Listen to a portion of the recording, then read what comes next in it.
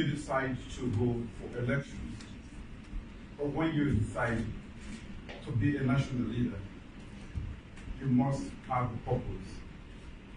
And it's not just about leadership. You want to be a president or head of state.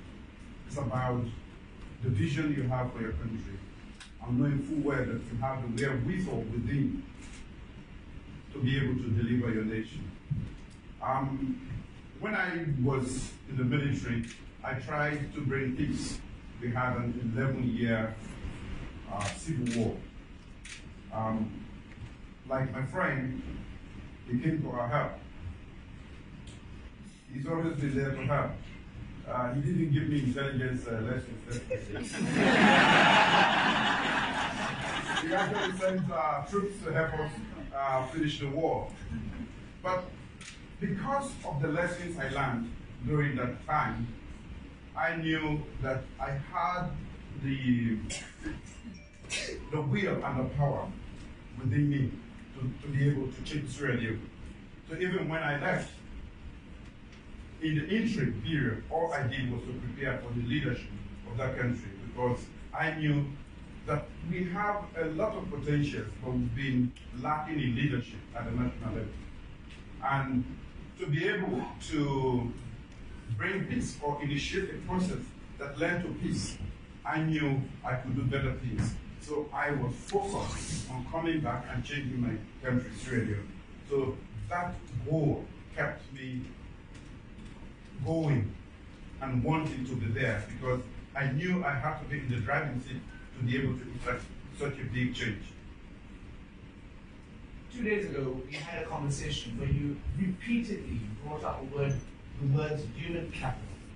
Now, you've dedicated a vast amount of your national budget towards education in particular. Do you want to speak about where that drive comes from? Because we don't see it replicated in other countries across Africa. Why is it that you settled on that? I have a couple of reasons why I insist that the flagship program of my country is human capital development. And when I talk about human capital development, I'm talking about three things. One is education, two, food security, and three, health security. I am a testament to that fact, because I grew up from a village. I lost my dad when I was only 4 years old.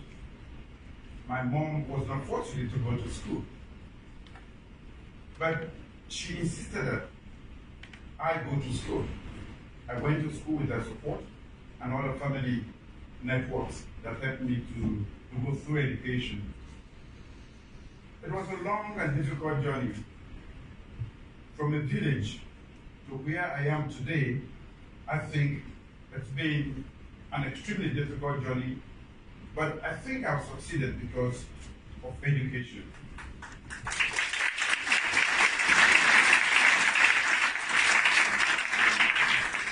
And to be in a country where 3 out of 5 adults cannot read and write, and to have seen the enormous benefit of education to myself, this is something I want to share with everybody in the world, that education really is